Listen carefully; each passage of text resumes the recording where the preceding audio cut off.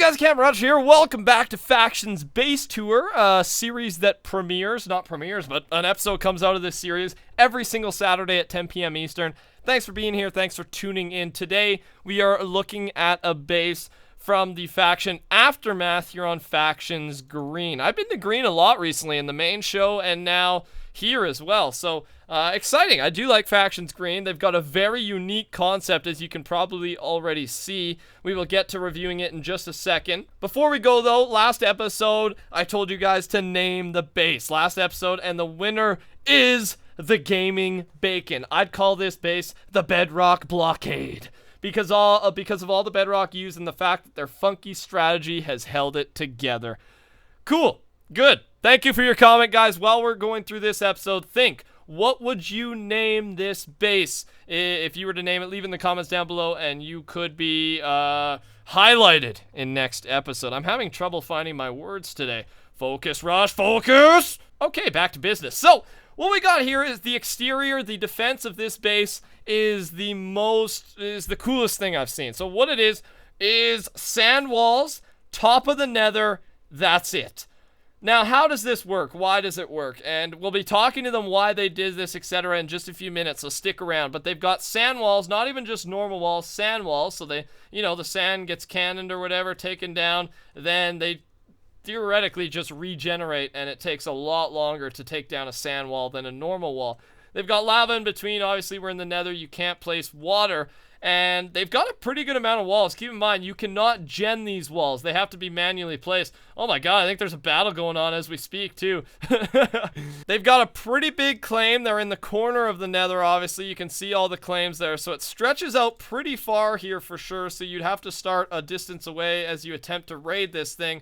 And that's the exterior. Simple, unique, and I think it would be pretty useful. I think the sand walls, I don't think I've ever seen this many sand walls on an Archon base before. Everyone usually just does normal walls, so good on them. Hopefully it works out for them. The interior of this base is actually fairly small, but that's alright. It has a cool outlook to it for sure. So what they got is a main hub area here with their protection.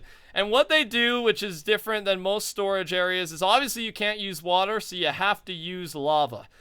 With that in mind, if someone raids this base, it is most likely that, when they go through it with the cannon or whatever, that the items are going to fall right into the lava, and even though Aftermath would lose these items, the person raiding them would not be able to gain anything. They do have a fair amount of loot, and I feel like you always have to do, you just kind of look up to get the loot, I think. Because I always feel like I gotta jump. But they got a good amount of prop for. It's pretty organized with, Matt the bad helper side. The bad helper, jeez.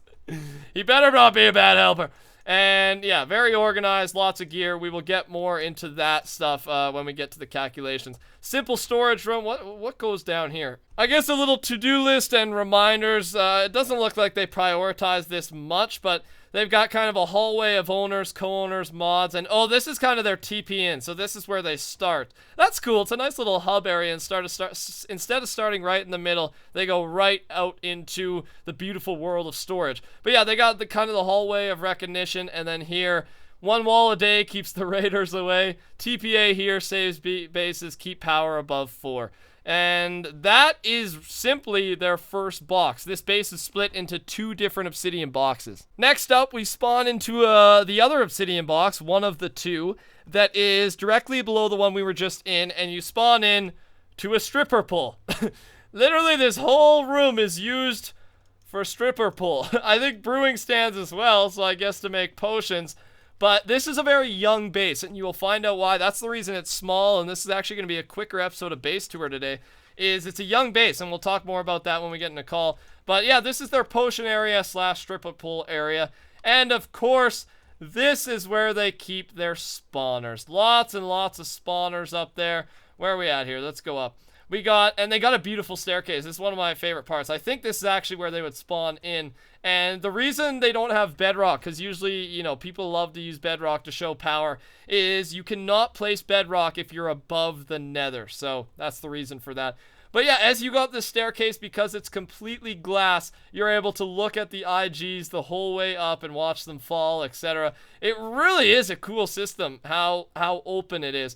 And then once you climb the staircase, you've got the AFK machine up here. Not sure why they do minecart, because I don't think this actually works. Because, you know, entities are cleared on the server every now and then to prevent lag. And I think a minecart that is active, even if you have a player inside, is considered an entity. So therefore, it's removed and the AFK machine doesn't actually work. So again, young base, maybe they haven't had time to test this out. Or maybe I'm completely wrong. So we'll see what happens with that. And that simply is this base. I know it's kind of quick. This base tour is very quick. It's a young base. The idea is they have a very unique defense system compared to most. And yeah, that's one of my favorite parts about this base.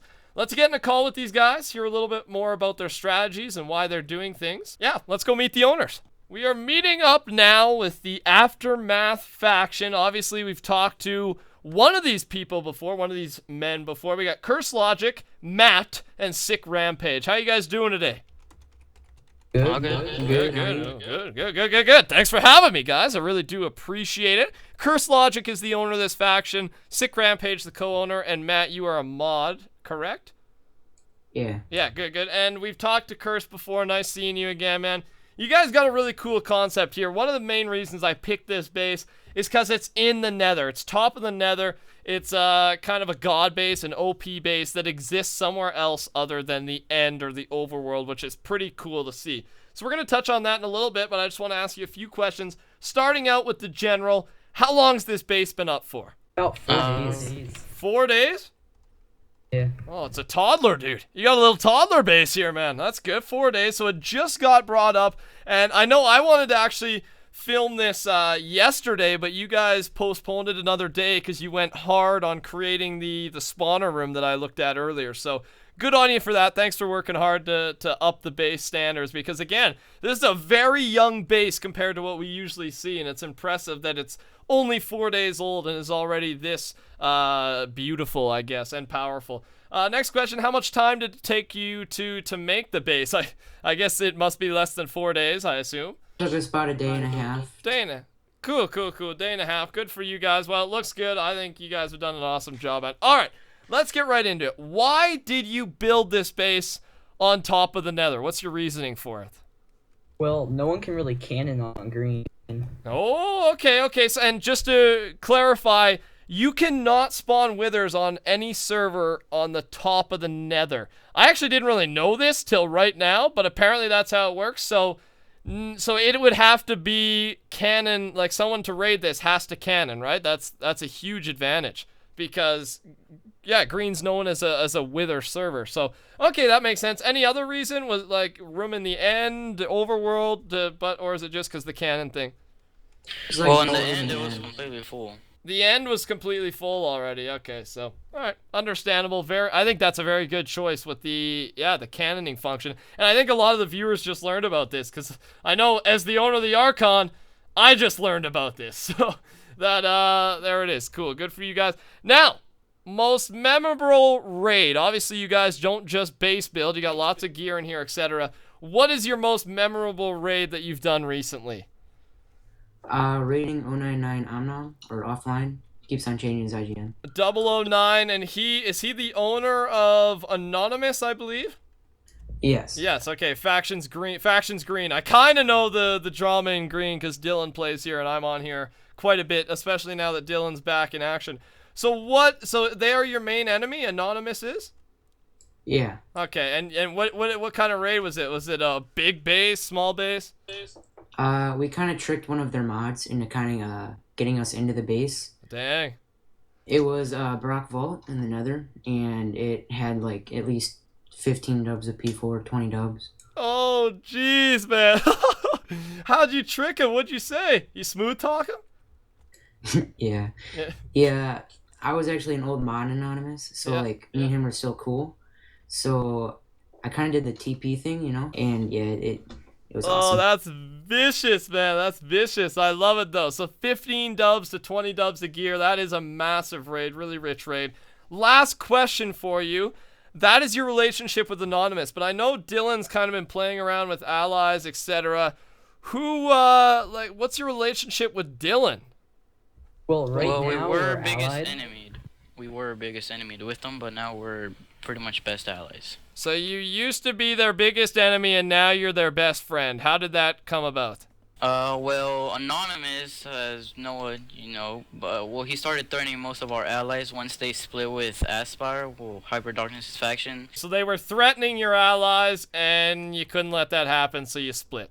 Understandable, dude. Well, I do wish you guys the best luck. That's really all I got to ask you guys today. And one other thing you just mentioned to me there is the Bedrock Vault raid you guys did was 15 dubs of basically all special gear, correct? Yeah. Oh my god, man. That is so much. That's so rich, dude. You guys must have had smiles on your faces during that day. Well, gentlemen, thank you for allowing me to tour your base. I do love it. I love the Nether concept. And, yeah, I wish you the best of luck. I assume you're very rich. I'm about to find out in the good old calculations. Thanks again. Nice talking to you again, Kirst. And nice meeting you, Matt and Sick Rampage. Ladies and gentlemen, the results are in. Do I usually say results or calculations? I think I messed that up. God dang it, man. Guys, here we go. The calculations, the value of this base is in. I'm very excited. So here we go. Based on 103 Iron Golem spawners, 72 dubs of Prop 4, 28 stacks of God Apples, 4 stacks of Bedrock, and $10 million worth of miscellaneous items, the total value for the Aftermath base here on Factions Green on pvp.thearchon.net is $283,160,000. Woohoo!